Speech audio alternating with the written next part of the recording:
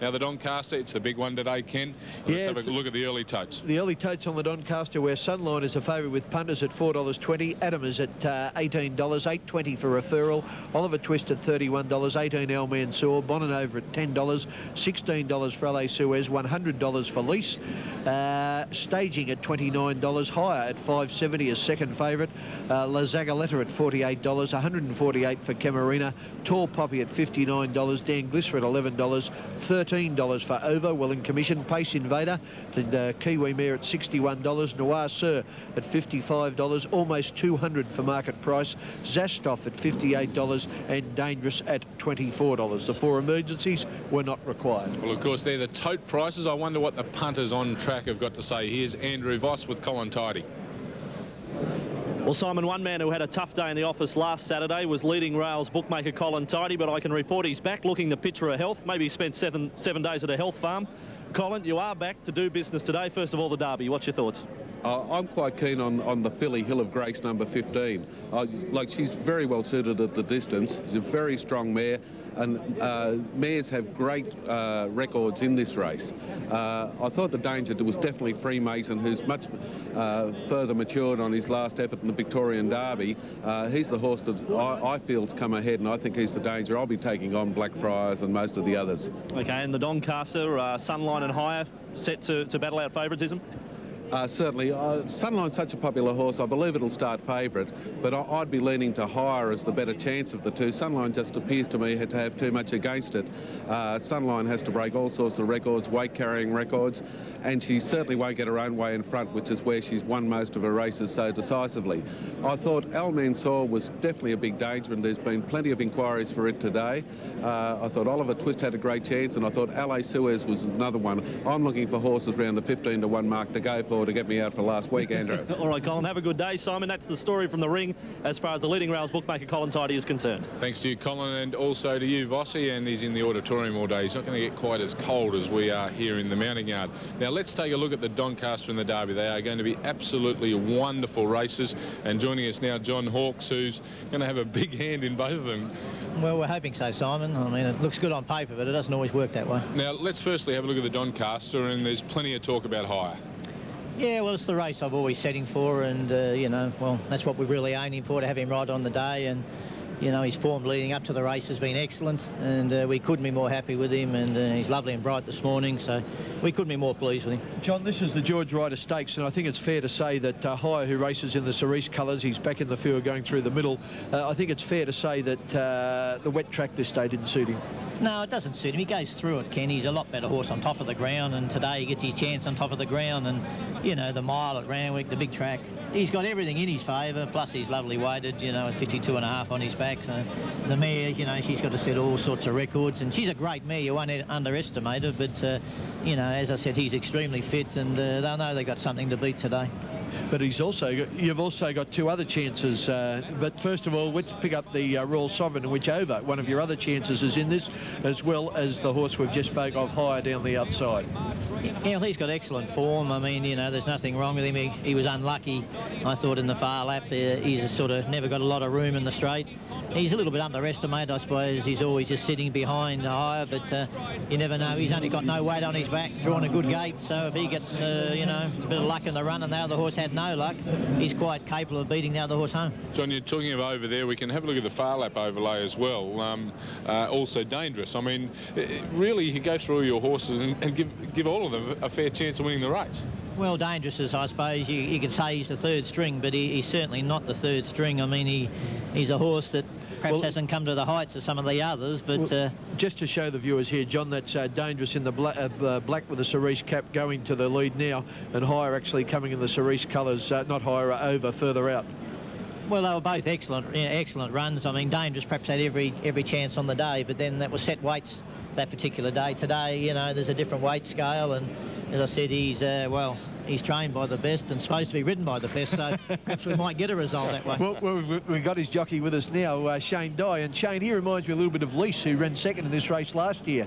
The horse who's just not quite the top 3-year-old, who snuck in with a good weight. Well, he's only got 49.5 on his back, and it really does help a horse like him. Also, the barrier I know he's drawn wide at, I think he comes in now to 15. Most winners come from there though, John. They all draw wide, they get a bit of cover, they can race 3 and 4 wide, and they seem to stay out of trouble, whereas the horses drawn in always end up trouble up about 400 to 600 metres after the start. They start to get shuffled back, and that's what's going to help Dangerous. Now, the other one, of course, John, with one of your major charges higher, Sunline. I mean, there's a lot of popularity about her, and I'd be interested to hear from you and Shane in your opinion of her. I mean, she just seems to take all before her and keep answering all challenges. Well, she's a great mare, Simon. You can't underestimate her, but 57.5, she's not going to find it no easy task. There'll be a lot of pressure on well before the corner.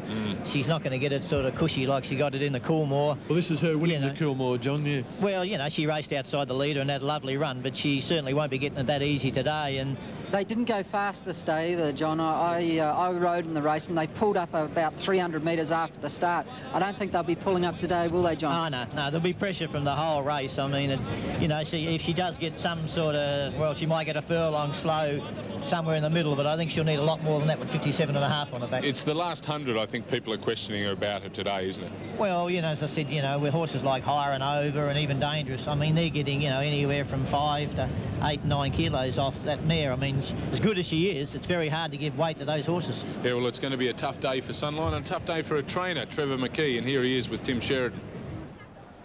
Trevor, firstly, can you just give us a bit of an overview, I guess, of what sort of shape your horse is in? Well, Tim, she's as good as we can get her at this stage of things, and you know, I'd say Saturday she's going to be 100% myself all round. Is she a better horse, Trevor, than she was when she won the Cox Plate last year? Well, I feel that she's just as good at this stage of things. I wouldn't say better, because it wouldn't have to be any better, but at this stage of things she's just done everything asked of her, and I feel myself she'll strip a very fit horse. Can she carry the big weight in the Doncaster? I think she was well up to carrying the big weight, and as she proved in the last start with the 60 Ks, she made very light of that. How has she done since the Coolmore, Trevor? Done terrific in herself. No, I'm very, very pleased with her, and she's going into this race as good as we can ever get her. It's another one of the New Zealand runners that's creating a little bit of interest, Shane, is Tall Poppy. What do you know? Very good mare. She'll go forward from her barrier. She's drawn out in 19. This is a recent win in New Zealand. Yep, it wasn't a bad fillies and mares race at Tiara this day. She leads. She sets a nice pace, and I'm expecting from her barrier she'll go fast. There's no doubt about that. Now, I suppose we don't hear a lot about the Kiwis at times when they're not out here racing on a regular basis. John, is there anything you would think? I must admit, I think Tall Poppy's going to be out of its league a little. Well, it's, you know, I mean, the Group 1s in New Zealand, they don't sort of come up to our Group 1 standard over here, but that's not downgrading Tall Poppy. I mean, she's drawn an awkward gate. She's going to have to use a bit of petrol. Well, she's not going to get a soft run, so she's going to have to do a bit of work, and I don't think she can give the other calibre of horses, you know, sort of, how can we say, a start, you know what I mean? Ken, we saw Dan Glisser jump back into form last week. Is she the horse that's probably going to pressure Sunline up front? Well, she'll be pressuring them up in front, but she was allowed to make her own pace in the Queen of the Turf last week. That's her in front in the purple with the white cap. And, you know, she won't be allowed to do that in the Doncaster, whereas they sort of probably ran 35.5 the first 600 there. They'll be running 33-something in the Doncaster, and I think Dan Glisser will be puffed out by the time they turn into the home straight. You know the thing about all these races we're watching, it's the same form. You got Sunline, Dan Glisser, Beat the Fade. There you got Dan Glisser, Beat the Fade running fourth. You saw today, Beat the Fade won the first race. The form's very, very strong, and it's standing up. Overs in those type of races too, and Dangerous. It's going to be a very competitive Doncaster of about 6 or 7 runners like Over, Higher, Dangerous, Sunline, all good form, and one of them just needs luck along the way. Well, whoever gets the luck, Shane, I mean, as I said, that's really what it's all about in Doncasters, or any big race for that matter, as you well know. And as I said, you know, like, well, even Lease, like, he's a horse that he's up in the weights. He had a lightweight last year, ran extremely well, but if he got a charm run and the others, something went wrong with him, he's a horse that could even knock it out. That's the type of race it is. No, it's going to be a wonderful race, a very competitive race, as Shane Dyer has said. So let's hear from some of the connections of the Doncaster runners, the trainers and jockeys, and see if they are going to have any luck. Clary, you've got to be in these big races to win them, and 1,600 metres at Randwick certainly suits staging.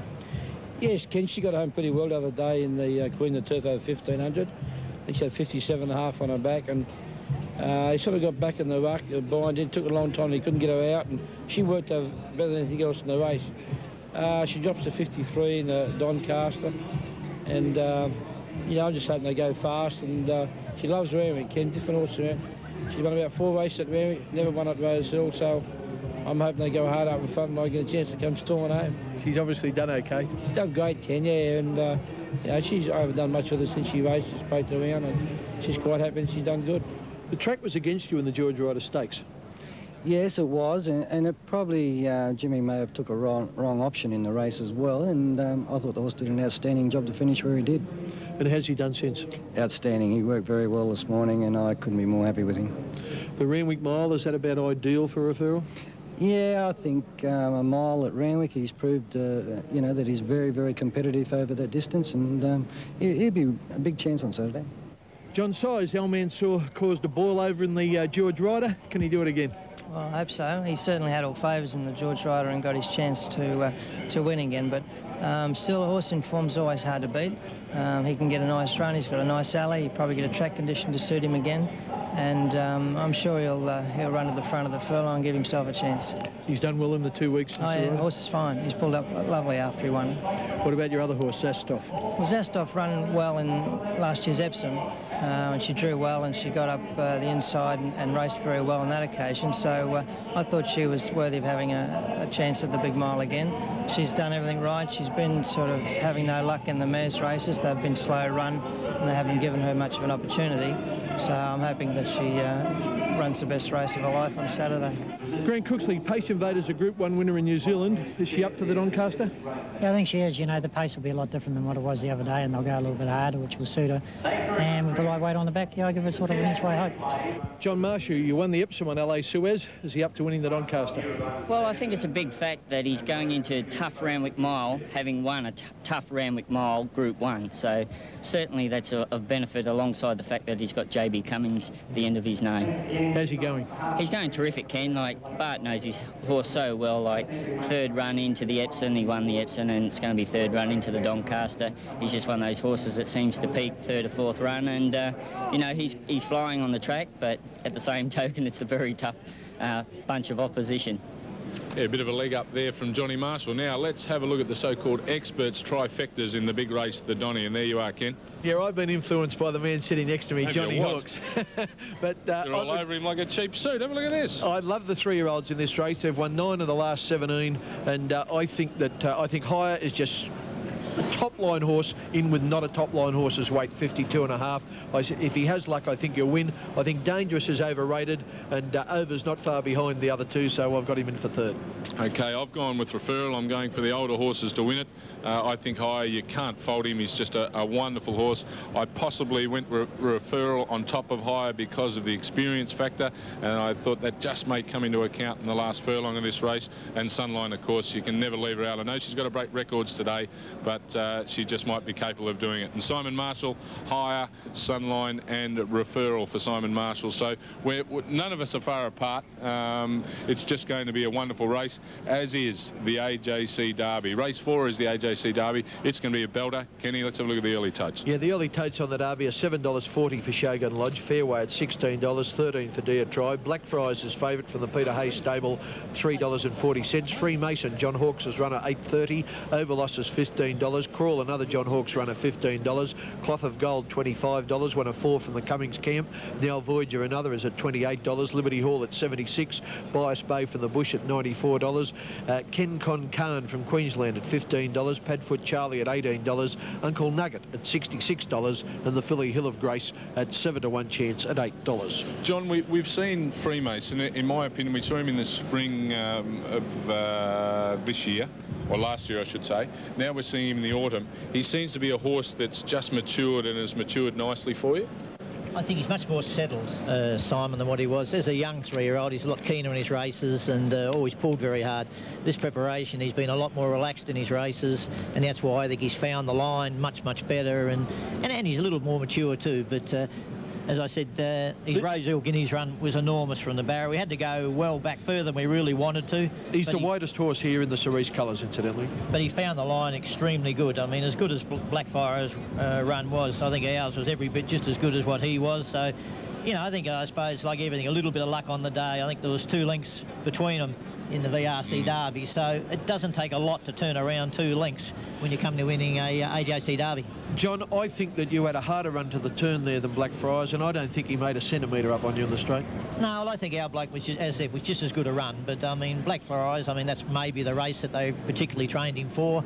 But I will, my horse is extremely fit, you know, and I think he's had a little bit more harder, tougher racing, and maybe that might mean something end of the 1.5 miles.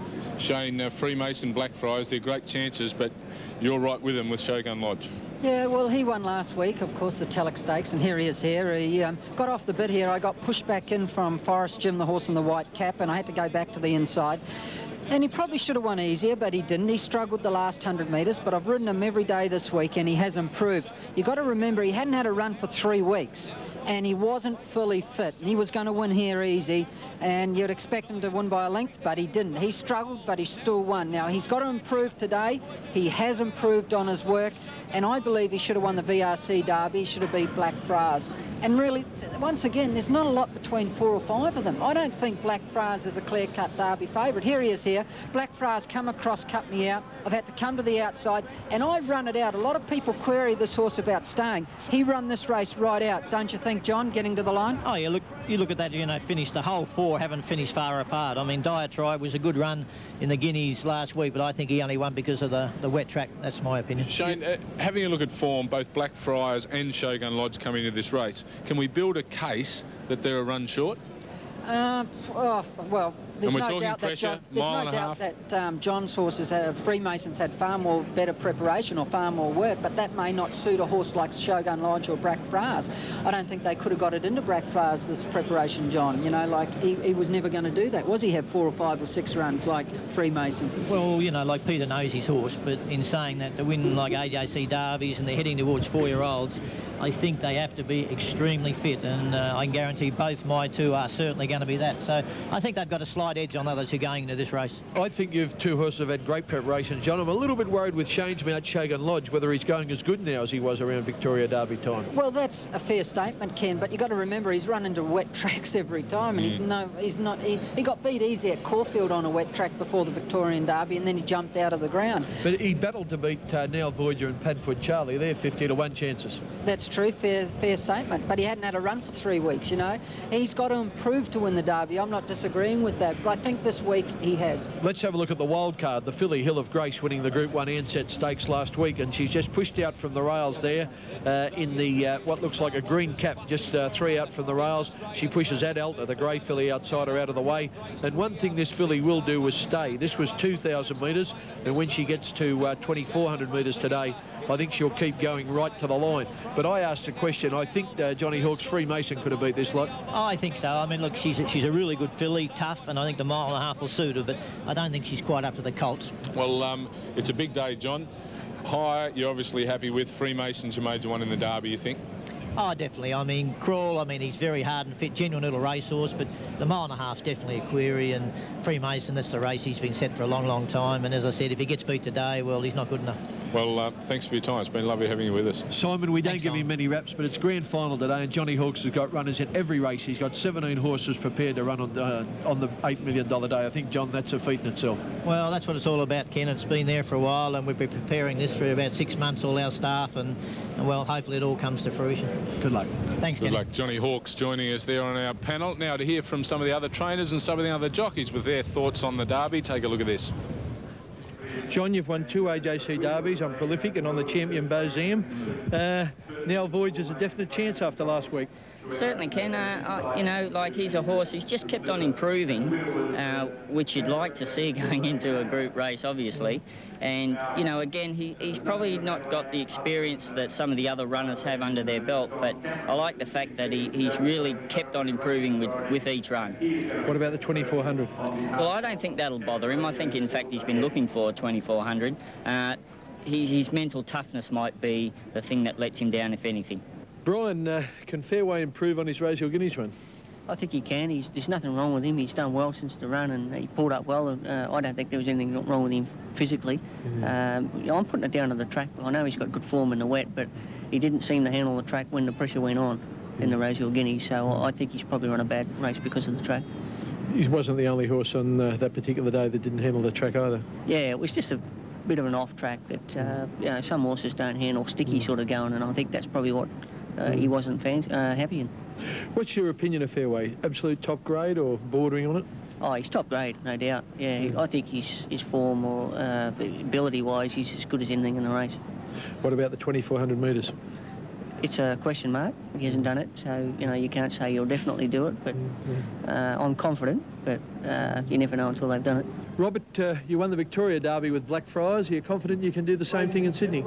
Let's hope so. I mean, I hate to say it, it's not a question of whether we'll win. It's a question, I don't think there's much opposition, to be honest with you. I mean, I'm not normally that way inclined, but I can't see. I think 2-1, 5-2 is a great bet.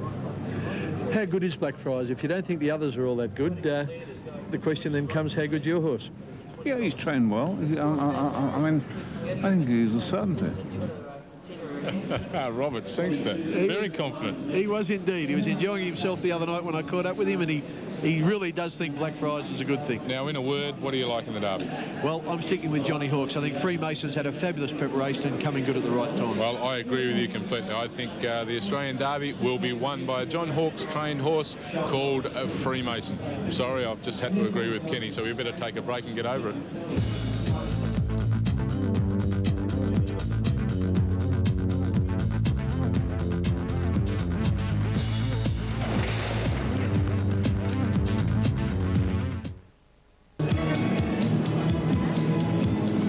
Race 2 just around the corner, and there's one looking very good in the mounting yard. Number 9, Ken Kamina. Yeah, she looks a winner to me. She'll be a short price favourite, but gee, I think she'll be hard to beat. There's her danger, Spinning Hill. Spinning Hill's problem is she's drawn out deep, but she's got Shane Dye to help her overcome that, and I'm sure he'll do a good job. Spinning Hill's run first or second in 4 of her 9 starts. There's one of the speedsters of the race, number 18, Another Misty. John Marshall, who rode the first winner, is riding Another Misty, and her recent form's good with a win at Canterbury and a second at Canterbury.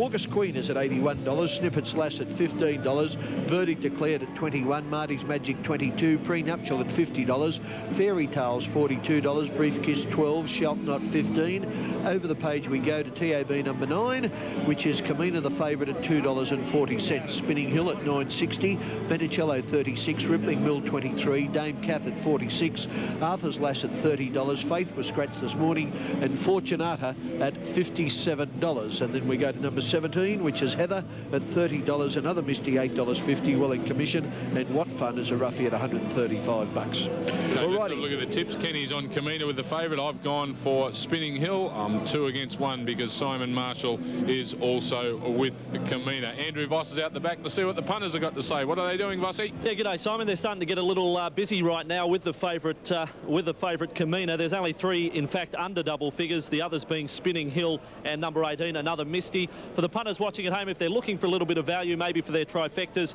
keep safe number 8, Shelton Knott for the Max Lees stables. It's good value right at the moment on the tote. That is the story on race 2 from the betting ring. It's the sprint for the fillies and mares, and it comes up after this break on the Whitewater Sports.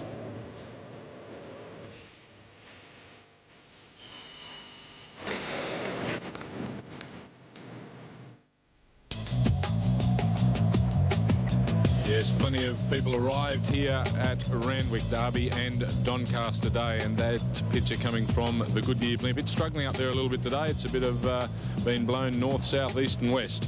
A hell of a breeze down here at ground level, let alone right up there in the sky, but still some wonderful pictures there from the Goodyear Blimp, and the colour is plenty of it here at Randwick, as there will be for race 2, and there they are over behind the barrier. Yeah, 2 of Neville Bigg, or Graham Bigg, I should say, runners there. What Fun in the check colours, and Fortunata in the Todman colours, and that's Snippet's Lass on the inside. Snippet's Lass, of course, has got a good chance. There's What's Fun, trained by Graham Bigg, part owned by Linda Harris, wife of Wayne, and also Sue Bigg, wife of the trainer Graham Bigg. Simon Marshall's over the barrier. How do they look, Simon? Yeah, terrific, Kenny. The 2 Snippet's Lass came around beautifully for the Billy Mitchell's stable. But the favourite, number 9, Kamina, looks sensational. Nice and relaxed with Larry Cassidy on board. Shalt Not's just about to walk up. She's broken out a little bit around the shoulder. She's a quality filly to look at. Absolutely class all over her. She's got to improve a bit on form. 6 Fairy Tales, 7 Brief Kiss. They were the 2 also that took the eye behind the gates. As the 16 walks up with Freddie Preble, we're ready to jump. That's Fortunata. OK, Fortunata goes into line. Let's go to our caller, Terry Bailey, for race 2 on the $8 million San Miguel Day. And the starter is at his platform, all in readiness for the running of the second. Crowd is building up. Very large crowd. Great atmosphere at Randwick. All set. The lights are on. Kamina favourite racing. Kamina Fairy Tales away quickly. Marty's Magic and out wide Spinning Hill, and also Verdict Declared wide out and Shalt Not away quickly. And there's Rippling Mill and Arthur's Lass burning through. Rippling Mill leads Arthur's Lass, Verdict Declared, and further out on the track Spinning Hill. They were followed by Snippets Lass, Shalt Not. Kamina in about 6th or 7th position. They were followed by Fairy Tales. August Queen getting back. Another Misty the Grey improved from Heather. Then came Marty's Magic, Venticello, Prenuptial, a mile back with What Fun, Dame Kath. Brief Kiss on the fence, and Fortunata last of all.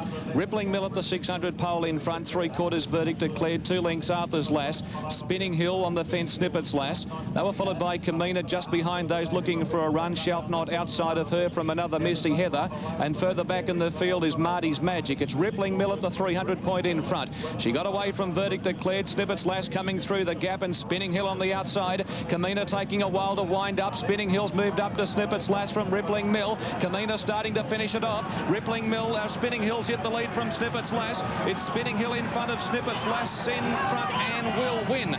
Spinning Hill's just won it from either Snippets Lass or Heather. They were followed by Kamina close up from Fortunata, then Rippling Mill. Further back another Misty. They were followed by Arthur's Lass, Shalt Not, then Prenuptial, Dame Kath, Marty's Magic, Venticello, Fairy Tales, Verdict Declared, then August Lass. Well back in the field was What Fun, and Brief Kiss last in.